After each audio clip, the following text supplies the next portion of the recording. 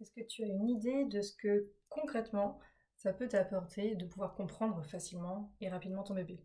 Au-delà qu'il se calme facilement et rapidement.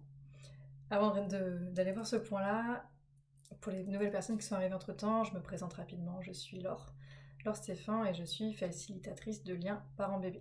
Donc j'ai plusieurs casquettes à mon arc, et tout ce que je fais du coup, c'est tout dans mes accompagnements, tous les services que je propose, c'est de pouvoir faciliter le lien justement entre ton futur bébé ou ton bébé et toi, et de faciliter en fait tout ce qui va être ta maternité, ton postpartum, etc. Voilà pour ça. Donc, qu'est-ce que ça peut t'apporter? Je vais donner des petits exemples de mon vécu et de vécu d'autres personnes pour que tu vois à quel point ça peut être vraiment important et que c'est pas juste un bébé se calme et puis point. Ça va au-delà. Vraiment, ça va au-delà. Le dernier truc que j'ai en tête, enfin le dernier truc truc le plus récent, j'ai commencé par ça. Euh, j'étais dans j'étais chez des amis et et il y avait du coup des amis que j'ai formés pour décoder les pleurs des bébés quand ils attendaient leur bébé en fin de grossesse. Et donc là, leur bébé à ce moment-là, il avait 9 mois. Si tu me suis depuis quelques temps, j'en ai déjà parlé dans ma newsletter. Pardon. Et du coup, ce bébé, il a 9 mois. Et là, d'un coup, on entend né. Mais hyper clair, hyper. J'étais juste épatée. J'étais à côté, je dis ah, né, c'est le son de la fin en fait. Je dis waouh, il a 9 mois, on l'entend encore vachement bien. J'étais épatée en fait. Parce qu'on n'entend pas encore toujours, tout le temps aussi bien les sons. Et en tout cas, les bébés auxquels les parents n'ont pas été formés, on n'entend pas ces sons-là aussi longtemps en fait. C'est ce que je répondais justement à une question qui avait été posée sous la vidéo précédente, c'est que normalement les sons, on les entend. En fait, non, c'est pas que normalement on les entend. C'est que ces sons-là, si on les écoute, si on les connaît depuis le départ, ils vont durer euh, ben, assez longtemps en fait, au moins 9 mois et voire plus quoi. Euh, alors que, parce que en fait, pour la simple et bonne raison que si bébé, il voit qu'en face de ce son, il y a une réponse adaptée et cohérente par rapport à son besoin, et ben il va intégrer que c'est juste de faire ce son-là, donc il va continuer à le faire. Alors que si, dans la plupart des cas, quand on ne sait pas répondre de manière complètement adaptée et cohérente à chaque fois, un bébé il va intégrer que quand il émet ce son, quand il dit ce qu'il a besoin, qu'on ne lui répond pas forcément, ça sert pas forcément grand chose et du coup il va le faire moins et moins longtemps en tout cas. Donc, donc voilà, c'est pour ça que du coup quand on forme les parents c'est jusqu'à 5, 6 mois, grand maximum, 4, 5 mois c'est vraiment déjà le grand max. On peut encore entendre, mais c'est juste qu'après il y a les babyllages qui viennent et du coup c'est plus compliqué pour les parents qui n'ont pas été formés avant de les distinguer. Alors que si on a été formé avant, on pourra distinguer entre babillage et ces fameux sons. Voilà pour ce point-là. Donc du coup voilà, il avait 9 mois, donc ça veut dire que de comprendre, ça veut dire que dès le départ, c'est qu'on va pouvoir le comprendre pendant longtemps en fait. C'est vachement bien parce qu'un bébé ça parle pas avec des mots. Du coup, quand on peut le comprendre facilement longtemps, c'est déjà vachement bien. Et du coup, les parents qui étaient en face, ils disaient oui, on l'entend encore et du coup, pour eux, ils savent tout de suite en fait. Ils lui donnent le sein etc. en fait. Donc ils savent. Ils ont l'intention d'information, ils entendent le son, ils donnent le sein, basta en fait. On gagne du temps, de l'assurance, etc. Désolée, j'ai un petit chat dans le fond de la gorge aujourd'hui. Voilà. Une autre chose que je me souviens aussi pas mal quand j'avais ma cadette en portage, euh, c'est arrivé plusieurs fois que dans la rue j'entendais. Enfin, des fois, elle dormait en fait, et puis elle se réveillait, et puis il y avait un petit pleur. Et je me rappelle notamment une fois, on était en vacances sur un marché, etc. Et puis il y a une dame qui passe et qui dit ah, elle a faim. Oui, parce qu'en fait, on associe beaucoup le pleur d'un bébé à un bébé. C'est un tube digestif, il a faim, il fait caca, et puis c'est tout. Il dort. Donc souvent quand ils pleurent, c'est parce qu'ils ont faim. Non, pas forcément. Il y a d'autres besoins aussi.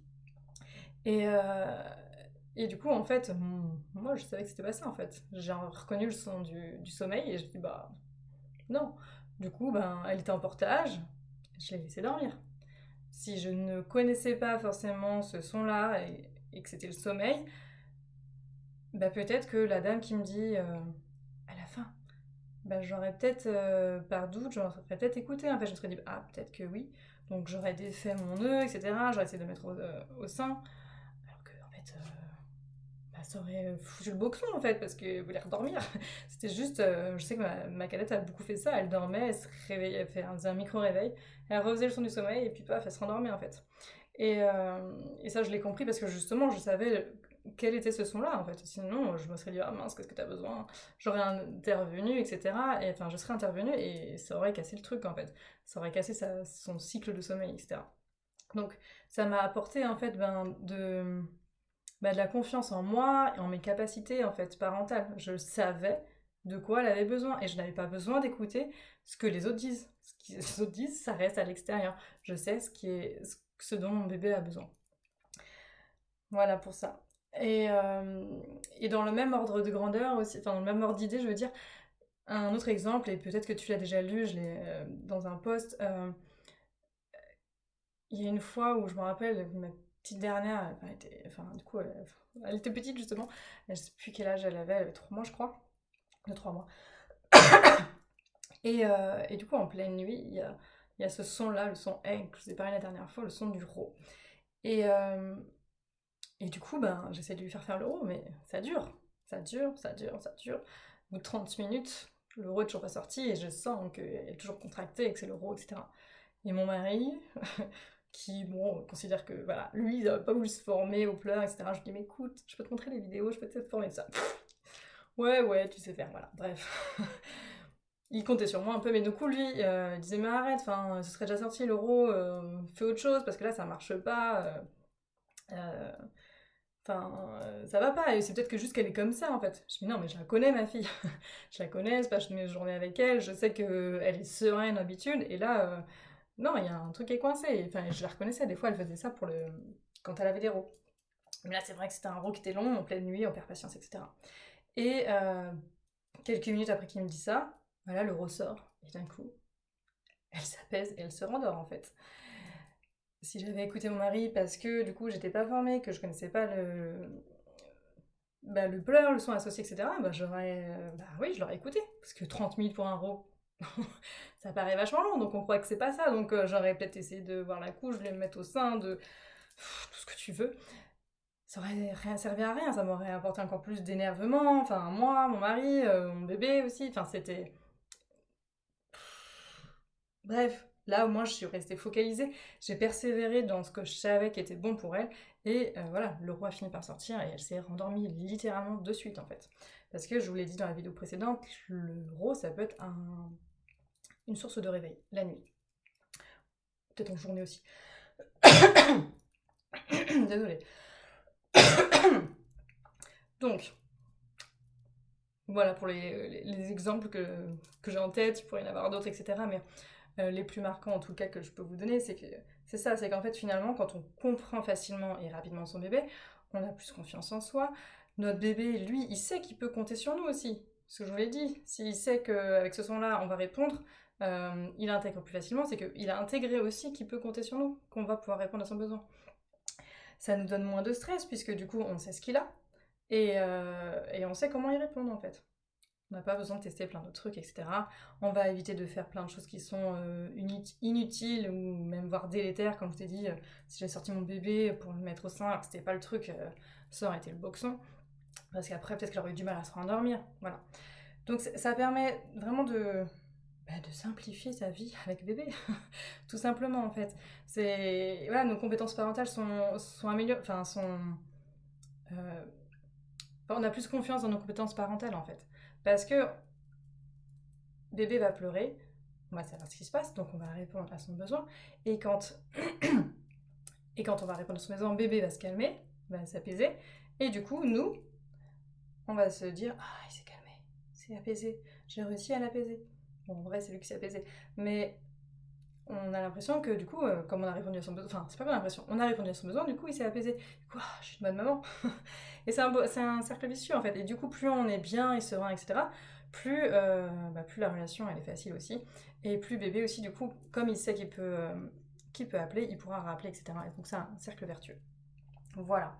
En gros, dans les grandes lignes, ce que ça peut apporter, c'est voilà, ça permet vraiment de favoriser le lien déjà entre vous, mais aussi d'autant plus le lien d'attachement du bébé envers vous. Le lien d'attachement, c'est quelque chose qui met plusieurs mois à se créer, et c'est du bébé vers on appelle ça les figures d'attachement, donc c'est souvent les parents. Et, euh, et voilà, et donc quand on répond de manière adaptée, cohérente et fiable, et de manière stable, je veux dire, le lien va se créer, le lien d'attachement va se créer, et ça va être hyper important pour lui ça lui apporte une base de sécurité, un endroit où il sait que quand il a un besoin, quand il a ouais, quand il a un besoin de sécurité, de réassurance, etc., il a une base pour laquelle se poser, comme un avion qui a besoin de se poser sur un porte-avions. C'est ça en fait. Voilà ce que ça peut apporter. Donc c'est vraiment riche en fait de comprendre les pleurs de son bébé. C'est juste, moi je trouve un outil hyper magique. Et c'est juste génial. Moi j'adore cet outil. Et j'ai beaucoup de gratitude pour celle qui a découvert ça. Donc voilà pour ça. J'avais envie de répondre aussi à une question, une dernière question qui avait été posée. Décidément, je suis désolée. Alors du coup, la question c'était comment garder son calme et avoir confiance en soi, ne pas se laisser déborder par la détresse qui perce dans les pleurs de l'enfant et son incapacité à le calmer. Et ben, en fait, c'est quand tu comprends les pleurs de ton bébé, justement quand tu sais les décoder, tu sais que ce son-là, c'est ça, et que tu peux y répondre comme ça, ben en fait, tu restes plus calme plus facilement parce que tu sais ce dont il a besoin, et du coup les pleurs, la plupart vont s'apaiser facilement. Et pour celui des gaz que j'ai parlé la dernière fois, qui a un son assez un peu dur, etc., et qui va durer dans le temps, on n'a pas le même état d'esprit. On sait que ça va durer. Du coup, c'est pas le même état d'esprit que si on se dit, on croit que ça va durer peut-être une minute ou deux et qu'en fait ça dure une heure. On n'a pas le même état d'esprit, on part pas de la même manière. Et du coup, on le vit vraiment pas de la même manière, enfin d'une manière. Enfin, c'est plus facile. Clairement, c'est plus facile d'appréhender les pleurs qui sont plus difficiles. Parce qu'on le sait que ça va être long. Et puis des fois, on peut avoir des petites astuces qui font que ça pourrait peut-être faciliter, enfin que ce sera plus court en fait, qu'on va pouvoir aider à enlever les gaz de bébé. Donc voilà, donc ça permet du coup de rester plus calme et d'avoir plus confiance. Voilà pourquoi j'avais gagné cette question-là pour cette vidéo. Voilà pour ça. Est-ce que j'avais autre chose que je voulais vous dire? Oui. Du coup, mardi prochain à 20h, comme d'habitude, mon mail de d'habitude, je vous enverrai soit une vidéo, soit un mail écrit, je sais pas encore, j'ai pas encore réfléchi à ça, et je vais vous proposer quelque chose pour que justement vous compreniez, vous puissiez comprendre vraiment les pleurs de votre bébé avec vraiment tous les sons, etc. Et un prix qui sera beaucoup plus abordable que ce qui se fait d'habitude. Donc je vous envoie ça mardi. Et voilà, ce sera un format qui sera inédit, et je sais pas si je le referai en fait plus tard. Donc voilà, je vous en dirai plus mardi prochain. Et voilà, donc du coup, en dessous de la vidéo, si vous voulez me dire déjà ce que vous en avez pensé, vous pouvez genre m'indiquer si ça vous a aidé tout ça, les 3 vidéos aussi. Mais aussi, ce qui serait curieux de savoir, c'est comment tu te sentirais toi si tu pouvais comprendre ton bébé en une fraction de seconde, dès qu'il pleure, c'est même avant qu'il pleure en fait. Mais s'il y a un pré-son en fait, c'est un pré-cri, hein, donc le tout premier son avant le pleur, si dès qu'il faisait ça, que tu l'entendais, que tu savais ce qu'il avait, comment tu te sentirais? Moi j'aimerais bien savoir ça. Donc mets-moi ça sous la vidéo si tu veux bien, et puis on se voit sinon à mardi prochain, 20h comme d'habitude, et en tout cas moi j'ai été ravie de pouvoir faire ces 3 vidéos sur ce sujet que j'aime beaucoup. Voilà, bonne journée, ciao!